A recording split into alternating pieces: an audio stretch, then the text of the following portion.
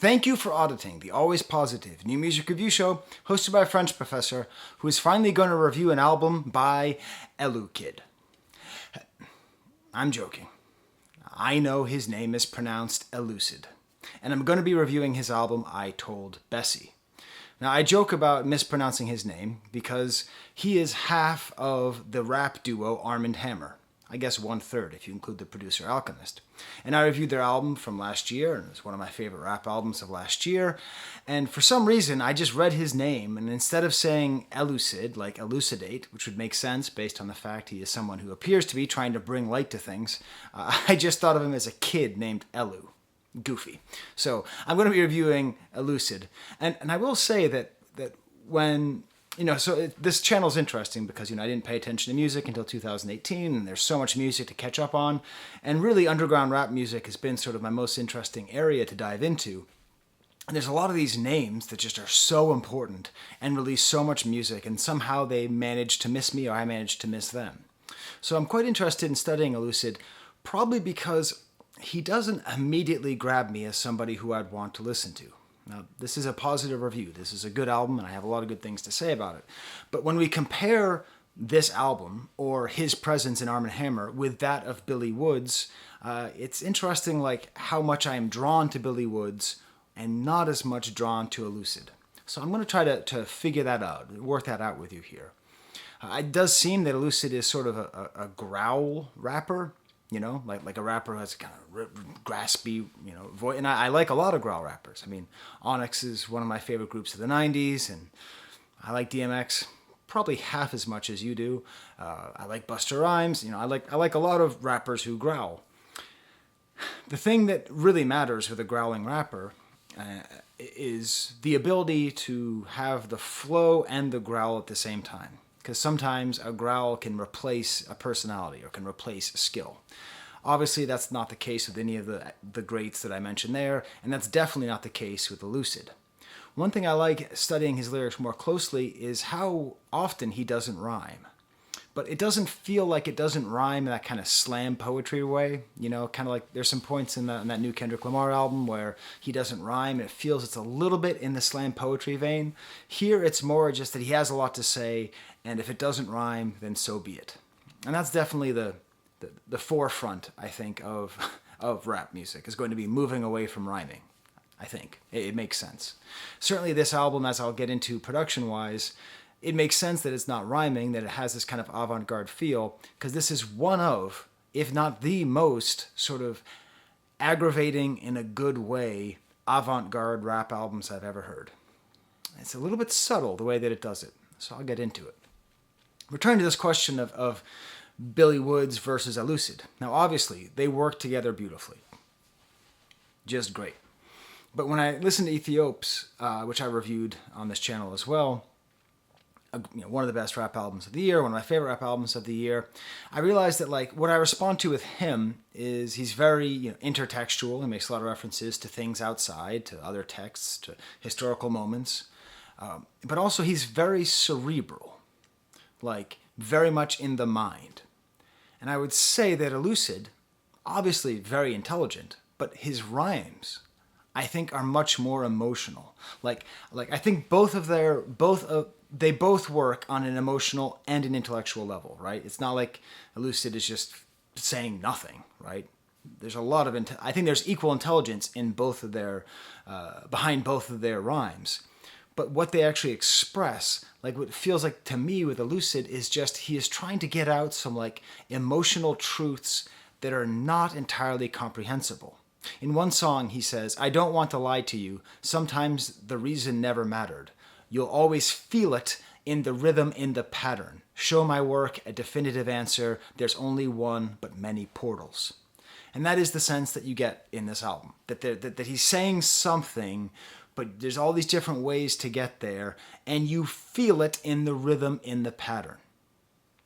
With Billy Woods, I feel like I'm going towards an understanding, and with Elucid, I feel like I'm going towards a feeling, which makes sense when they come together, why they're so indestructible. In general, what interests me so much is the style that Elucid has of these incomprehensible verses, but they're not incomprehensible trying to be. He's not using like, $5 vocab words. He's not trying to sound super smarty pants. It's just he's totally fine if you don't fully get what he means. But then he also is an expert at dispensing what I would call a repeated quotable. Like something that can be quoted that's repeated kind of over and over again. So he can be very kind of abstract. But again, like when I say abstract, I think about a lot of rappers who are like trying to be abstract, whose goal is to make you go, what? Controlled by gamma light? What do you mean? You're so wacky. There's nothing that's wacky about Elucid. But when I read through all of his lyrics and I sit there, I'm like, what the hell am I going to say about this? I can't figure out what most of this means. But I can figure out how most of it feels. I mentioned the production before. It really is very avant-garde. It is interesting because it is avant-garde without sounding like it's trying to be avant-garde. The same way that his lyrics are weird without trying to sound weird, there is something about this album which is like not afraid to lose you. That's one thing I'll say. Maybe that's a similarity with Billy Woods. He's not afraid to lose you when he's like up here in this like super high up register where you have to really think about his words a lot more than you probably want to think about a song if you're just listening to a song to listen to it. But between the lyrics and the production on this album, on I Told Bessie, it really is a challenge. It's not... I tried listening to it in the car, with my wife and with my kids, but it didn't quite work because the beats are just a little bit off. It's not so much for like head nodding. It's more for like head scratching. Now, does that mean this album is about nothing? Of course not. Does it mean that I have a definitive answer for what this album is about? No. But I'll take a guess, okay? I'll take a guess about at least one thing that this album is about. The denial of humanity of black men in America. I think that's it. When I'm able to figure out, when I'm able to elucidate what he's saying, that appears to be the unifying theme about modern life in America and being marginalized, being treated as less than human by society and people in general. Now, that sounds very conscious, right? And he's very much a conscious rapper. But again, no. He's never talking about Trump. He's never talking about Black Lives Matter. He's never talking about redlining. He's never talking about any of these things. It's just the way that he creates words and puts them together where you feel like you arrived at the answer through all these different portals. Also, this album contains the word Blake Bortles. This is the album cover, which I think points at it, okay? Like this album cover, just great. I mean, God. You take the Haram album cover with the pig's head, you take the Rembrandt cover from Billy Woods, and you take this, their design game is on point. I hate it when I talk young. Their design game is fleeky. So like this image seems like, okay, it's just a photograph from the 70s, from where, from when, but that's a German Shepherd. And if you're white like me, a German Shepherd is a dog, a big dog.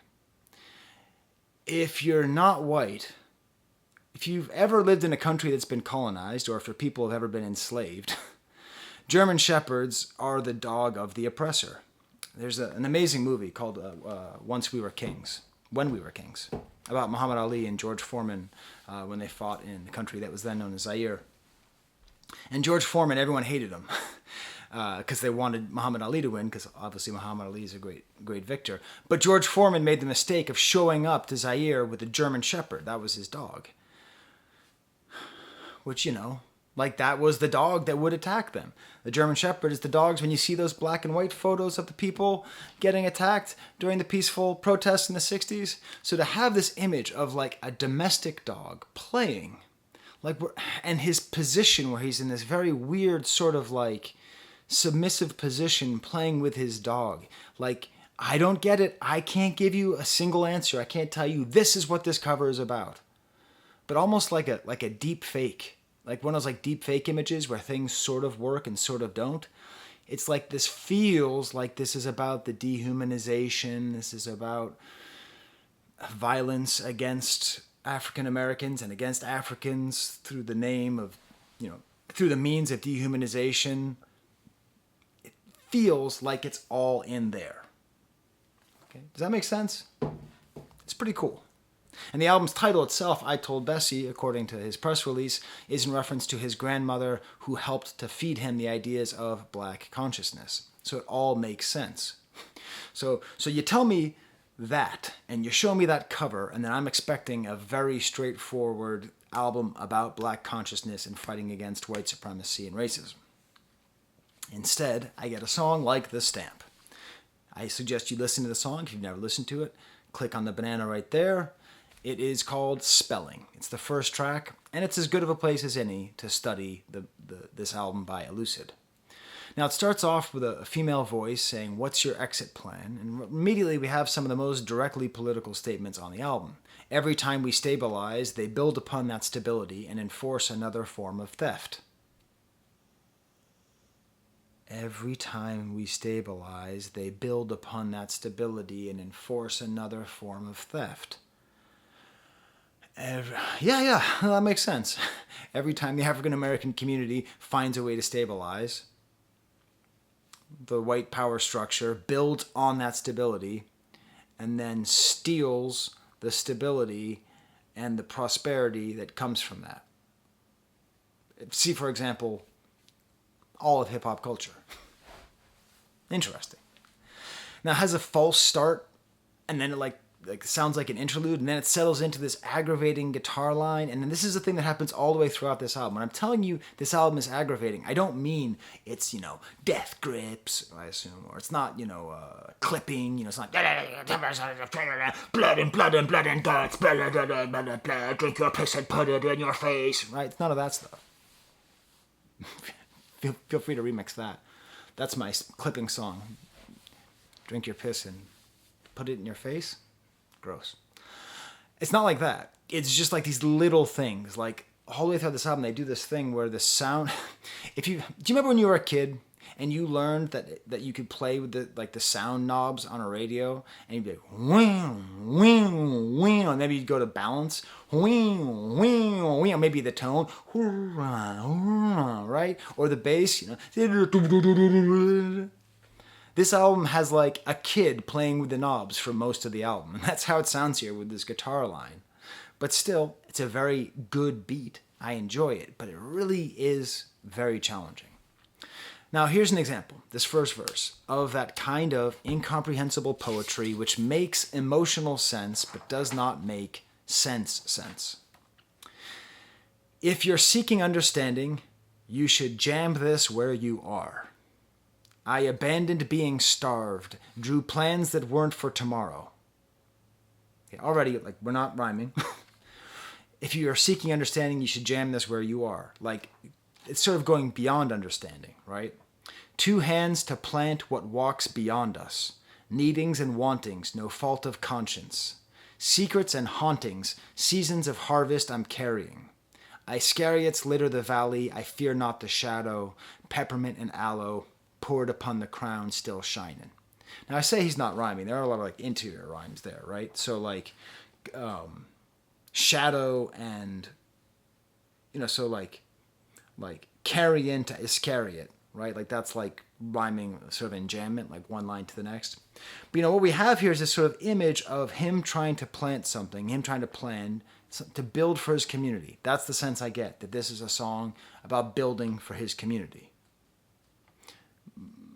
But about the difficulty with the Iscariots, the Judases, that's Judas's last name, all over the valley, I fear not the shadow. So there's lots of religious imagery as well all the way throughout this album. And so we had this idea of someone who's trying to build for his culture, trying to build for his community, but there's a lot of difficulty, and there's been a lot of difficulty in the past. He's drawing plans that aren't for tomorrow. We assume they're plans for after tomorrow, the day after tomorrow. Peppermint and aloe. I'm being cute. That's an aloe plant. Those are peppermint mints. Smash the like bucket. Smash it. Look at that like bucket and make it so it can no longer carry water.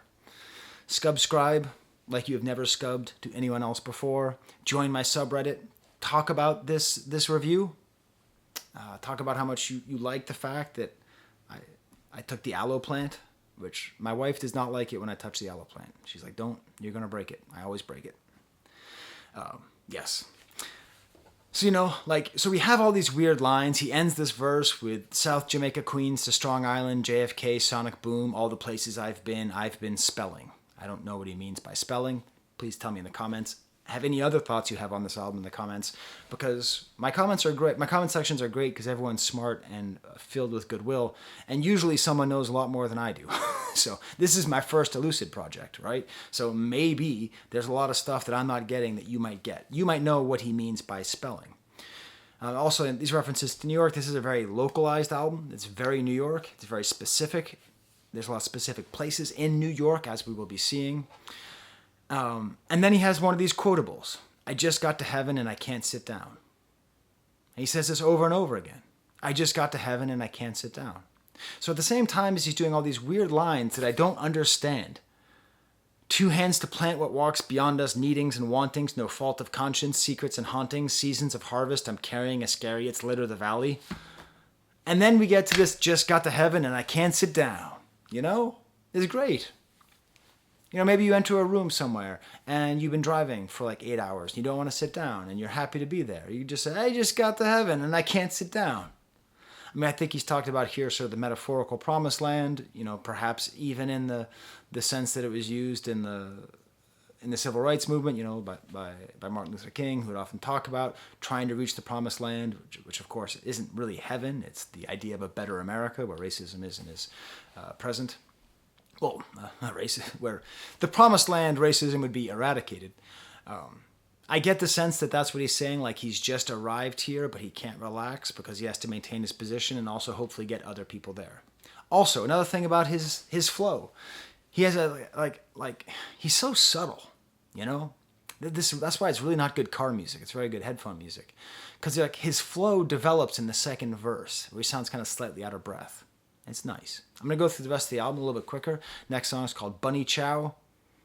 My dogs used to eat puppy chow when I was a kid. Another annoying, hey, get that kid away from the mixer beat.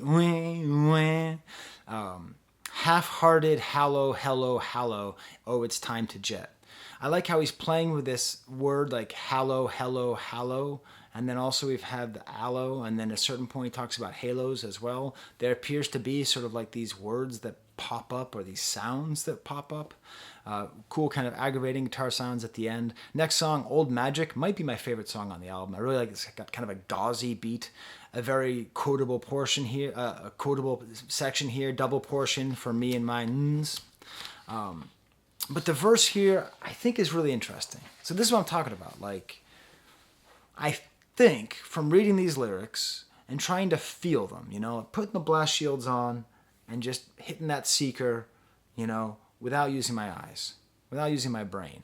It feels like the idea of old magic is tied into perhaps the religions that predate slavery, which a lot of the, Africans practiced, because what do they know about Christianity hanging around in West Africa, right? But I think it's actually more the old magic of racism. I think that's what he's actually talking about here. And it's funny because at times it almost sounds like a conspiracy theory. And just this morning, randomly, I like listening to old clips of the comedian Patrice O'Neal. He's a great African-American comedian. Not so great as his position on women. Is not aged well. He tragically died of diabetes, 5 years ago. But he's in this whole argument with Louis C.K., about the Illuminati, and Patrice is very into the Illuminati. I think he's playing it up for laughs, but then Louis C.K. keeps on saying you don't white people don't need crazy conspiracies to be racist and take over the world. They just do it. Stop spending your energy thinking about this secret society when we have the police force as it exists, right? It's actually not secret. So I sort of feel like this song is playing with that. I'll read you some of these lyrics. They want to skin me alive, emphasize the innocence, peak terror, drinking blood of the young and unwilling, straddle the ceiling, feeling thick with mood. My fist refused to have its palm read, accumulated bruises, manhandling hornhead, short fuses, no future, ain't gotta be here if you don't wanna. So this feels to me like this is the old magic, the old evil of racism, and especially institutional racism, this idea of peak terror, of the trauma that is lived by African Americans in America. I don't know. And then ending it with, you ain't got to be here if you don't want to. The myth that African Americans choose to live here, that it's a love it or leave it situation, when this is their home. There's no place to go back to, right? No more than would I just jump back to Scotland. Hello. Epicue, right? That's not that was a bad Scottish accent. Next song is a posse track. I basically always want to skip posse tracks. It's not that I hate them, but they're always a little bit more superficial. But that's okay, because everyone on here is great. It kind of saves the album in a way, now that I'm thinking about it, because it's nice having these other voices, because I do think that Elucid works best with other softer voices mixed in. A very simple kind of drum beat that almost doesn't ever really get going. Odd, like, orgasming woman in the background sound, maybe. Pink Sifu is just great with his kind of weird voice. They killing skeletons, my doors open theyselves, dead or alive. So that's kind of like a microcosm of that kind of style that Elucid has, where like they killing skeletons, my doors open theyself. Like, I sort of get it. I sort of get what it means. And then he just kept on repeating dead or alive, which is like a great quotable. It's nice hearing Elucid in the middle here, and then we get to the first Billy Woods verse on the album, where he mentions Blake Bortles. Blake Bortles played for the Jacksonville Jaguars, immortalized by the TV show The Good Place, and just the guy saying Bortles, and it's a fun word to say. No time for Splenda Daddies, kind of a funny line. Kel Chris ends with another one of these quotable things, elementary Mr. Watson. And then we get back to straight Elucid songs. And at this point, I'm excited. Like, at this point in the album, I want more just Elucid. Where I was getting tired before the posse cut, I'm now energized. And we get to the song Ghoulie. Now, I don't think he's talking about little green ghouls, buddy. I think this is sort of in that old magic territory. Sort of about, and I think clipping gets into this too as well. And the movie Candyman. And clipping songs about Candyman. The trauma experienced by the African American population. And again, I need to make this clear. I'm not an expert. I am as ignorant of African American trauma as you can possibly be. Okay? I do not pretend to understand it on any level, any more than I understand the plight of the working class Parisians at the outset of the 1830 revolution. Okay? Like that's my connection. Okay? There is no connection. I do think in my hobby here, my hobby that I picked up in the lobby of being a music reviewer, that it is important to address things when you see them. So please don't confuse this with me thinking I'm an expert on black trauma. But I do think that black trauma is a very important theme in music, and it really needs to be explained, and it really needs to be talked about. And most importantly, it really needs to be believed by people like me, right? Like that's who needs to believe it. They don't need to believe it. Well, they do need to believe it, because they need to, you need to heal from the trauma. And the first step to healing trauma is accepting that something traumatic has happened to you. But, so anyways, that's, whenever I talk about black trauma, I sometimes get comments saying, stay in your lane, and what do you know about black trauma? I know nothing, except that people tell me it exists, and I believe it. And when you start hearing lyrics like this, blood, fat, and sinew congeal, since the face got revealed, game got real, Brillo silver in the beard got him running scared, I'm over here, right there, that away, scatterbrain, spatter wave. I don't know. It feels kind of horror. It feels kind of in that realm. It feels to me, especially with this line, that this is about the way black men are treated in American culture. Strength is admired, humanity denied. Strength is admired, humanity is denied. That supports my thesis. I'll at least say that. You know, of all the racist stuff that's been said, like in the last 10 years, I think shut up and dribble might be like one of the most pernicious and like accepted racist things that's ever been said. You know, I said about LeBron James when he was working on being an activist, you know, more of a visible activist. Yeah, anyways, sorry. Just kind of a random thought, because strength is admired, humanity is denied. That's a good response to shut up and dribble. LeBron's strength is admired, but his humanity, as an African American who recognizes the plight of his people, is denied. Smile lines. Hey, I got some. You can't really see them because of the beard. What I have is these things. This is from Thinking Too Much. These are called 11s because it looks like an 11. I remember I was like 25 when I first saw that. I was driving. I saw it in my rear view, and I felt really bad. But then I started watching Obi-Wan Kenobi, and like Ewan McGregor, like he's like this. Like, hello there. Interesting idea, having smile lines as a title. I think even with previously there, talking about Brillo silver in the beard, he's also talking a little bit about aging. I don't know how old he is, but it does appear to be another sort of side theme here. This has just got a bizarre beat. Again, like this cool like proto-punk sample, this like killer drums with these fills and guitar. I love his voice here. It's a little bit more blown out.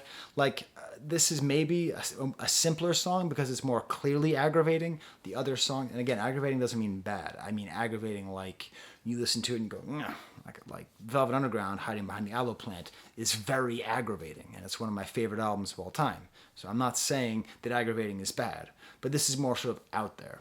He makes reference to hoof and mouth disease, which I had in high school. The doctor did not choose to call it something else. I had hoof and mouth disease. Now who's the goat? Interesting line here again, like we're just getting into these like weird poetry, like Real Voice from Cold Earth, Maggot Brain, Dead Church. It's like that's a funk album, by Parliament, Maggot Brain, Dead Church, Black Motorcade, Family First, Boom, Gospel, Going Home, Was in a Foxhole, Broken Bone, Blank Souls from Generation Not My Own, Footsteps and Stairs Grown, Black Cat at the Landing, I've Already Closed, The Book of Whatever, All the Stories They Tell Us. I think there is one of these themes that's talking about the denial of humanity of African Americans in America, of Black Americans. I think it's very tied into religion. I've already closed The Book of Whatever, All the Stories They Tell Us. Like the Book of Whatever really does sound like it's rejecting and even mocking the Bible. The Book of John, the Book of Luke, the Book of Job, the Book of Boba Fett, And he says, smile line like the valley of death.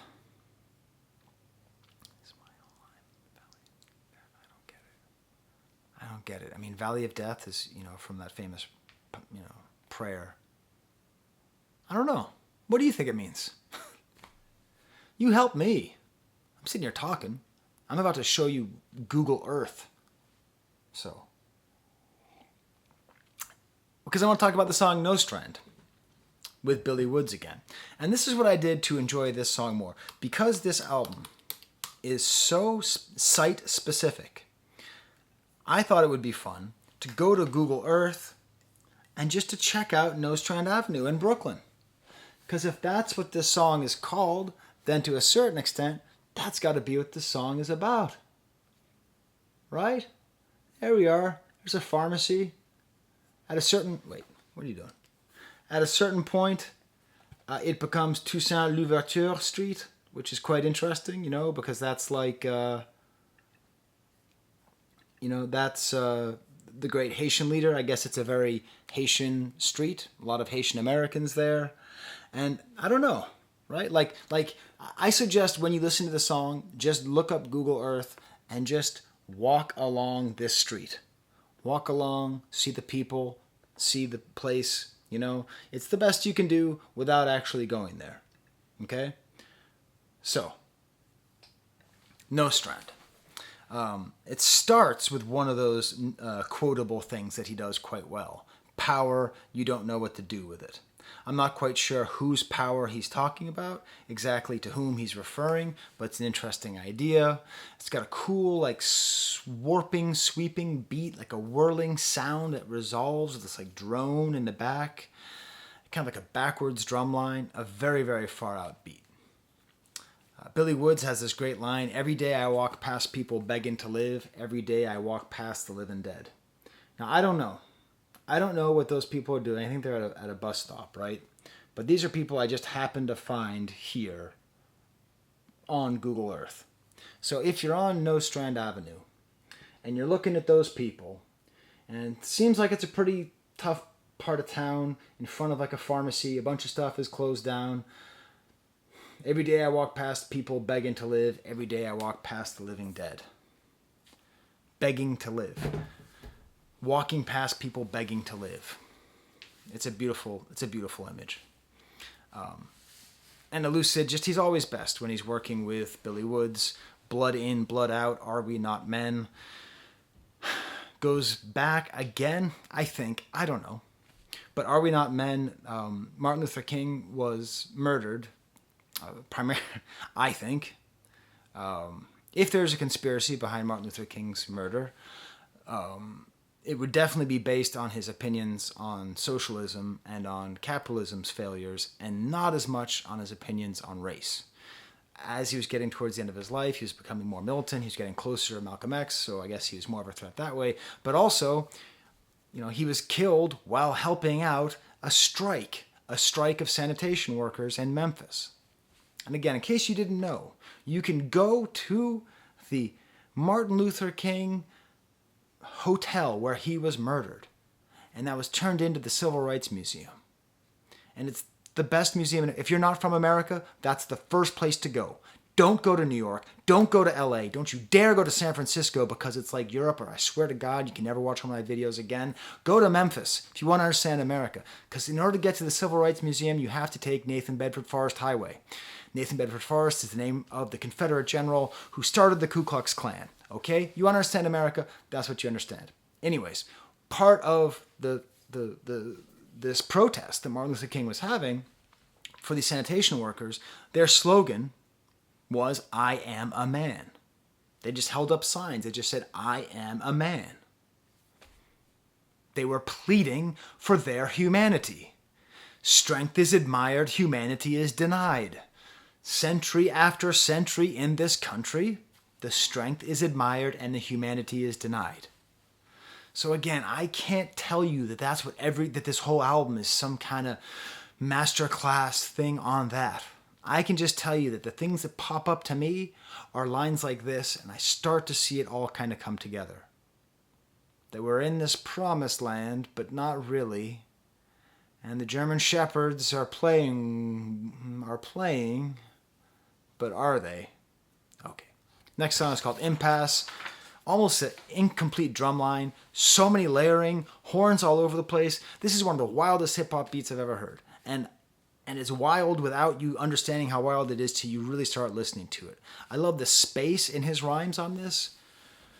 Just really nice.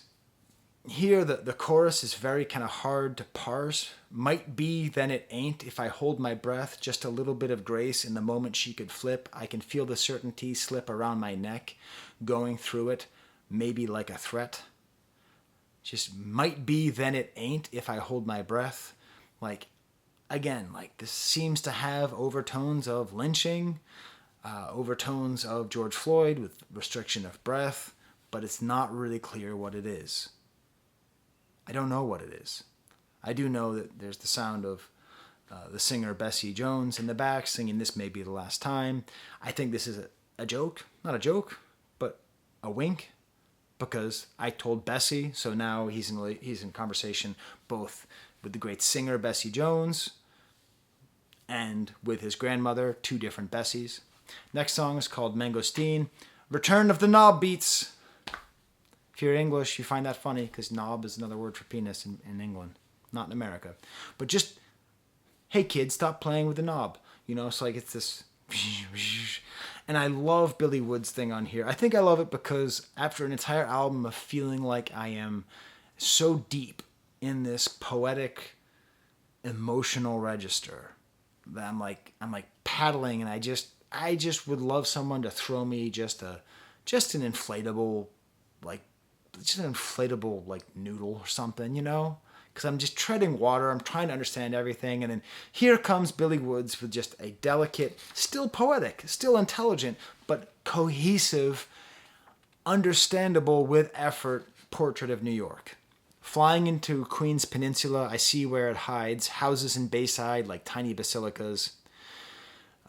Smell the sweat, sharp as white vinegar. X-rays out the eyes. I see through they lies. Soon enough to let lie mine. Unannounced visitors may well find the lead flying. My sleep app is Negroes arguing and wailing sirens. Sudden silence.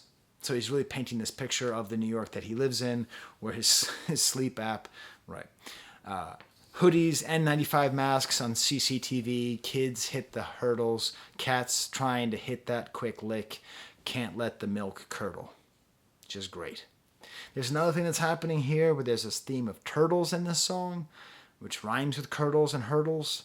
And at the very last lyric is, leathery face, hard shell only crack when my baby gurgle. It's like the only thing that makes him smile is when his kid gurgles, which is a very, very human thing. And that's the part of the problem here, right? That this very hard exterior is necessary when you're living in a place where people are trying to rob liquor stores, hit licks, where bullets are flying, where all these things are sharp and x-ray eyes, that you have to have this very hard exterior. But what's the thing that can make this turtle crack? When he sees a baby gurgle. Next song is called Split Tongue. It's all whispering, weird whispering beat, whisper talking. Seems like he's looking for God, true and living. I don't know. This is too far out even for me. Next song is called Jumanji. It's all about the Robin Williams movie. No, I'm just kidding. It's not. God, the beat on this one. It's like this ride cymbal and like a sloppy snare that sounds like a can that's just at the end of this beat. It's really weird. I really like Elucid's attack here. He does remind me a little bit of Dr. Octagon, who I briefly alluded to previously. Elucid did too earlier. I do like his lyric, International Beef Thief.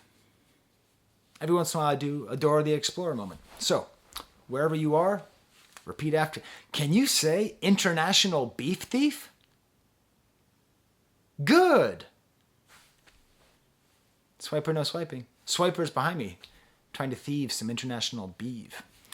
A very weird, blasted out sample. Just, I really like here how like Billy Woods arrives and there's this like smooth saxophone that just lets you know it's all going to be smooth from here on out. It's just, don't worry, we're in Billy Woods territory. We can have that little noodle. As he has this interesting verse, which is still not super comprehensible. It appears to be around the themes of abduction. Next song is called Betamax, which I quoted earlier on. Once again, the kid's playing on the knob. This time he's playing with a flange knob, but the beat like keeps resetting. Like you just really can't even nod your head to this. At least I can't. I guess I could, but you'd have to really think about it. You have to engage, like disco does 4 on the floor because that's the easiest thing to dance to, And like the more interesting, like Latin rhythms get a lot more interesting because, like you have to do other stuff. And the more complicated rhythms get, this is like all in the brain though, because the way the beat resets. This is where I quote that line, sometimes the reason never matters. And this is an album which is not about reason. And that doesn't matter.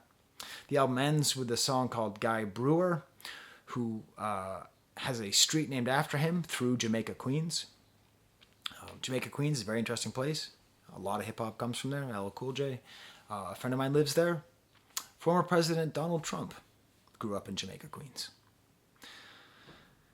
If you've never, spent any time in New York City, you really cannot comprehend the how deep the New York iceberg goes. Like, the fact that LL Cool J and Donald Trump technically came from the same part of New York City. Like, Queens is a part, and Jamaica is a part. But the part where Donald Trump is from and the part, they're not the same part. They're really different. This is produced by Messiah Music, who did one of my favorite tracks off of Pray for Haiti. A very slow cut-up sample. Very weird beat. Like, the bass drum goes like 5 times and then a snare. So it's like 1, 2, 3, 4, 5. And then there's like one ride hit just before the 1 and just before the 5, but not even on like, if it's 1, 2, 3, 4, 5 snare, the ride is like ride 1, 2, 3, 4, ride 5 snare. It's very offbeat, off kilter. I really do like his voice with this very weird beat. He keeps saying over and over again, I was choking on a church mint, starlight, starlight, double mint and leather. Tied in again to this theory of mints, I guess. I read somewhere, some interview that was quoted on Lyric Genius. There's like nothing written about him on Lyric Genius except for this one song. Apparently he did choke at a church and no one tried to save him. Okay, so now it all comes together. This... You'll see, this page is blank. I ended it right there with the quotes. I'm just realizing now it all comes together. That the systems that are in place that are supposed to help aren't working. So he is choking in the church, metaphorically. Black America is choking on the streets. And the systems that are supposed to help them and support them are either actively working against them in many cases, such as many arms of the United States government, or not helping them in the way they should, such as the church. I think that's what this is about. I think it is. I don't know.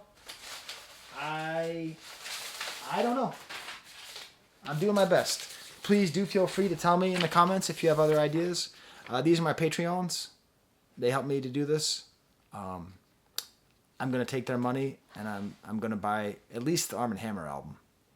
And probably the Billy Woods album. And maybe this album. I can't tell. I don't know what I think about this album entirely.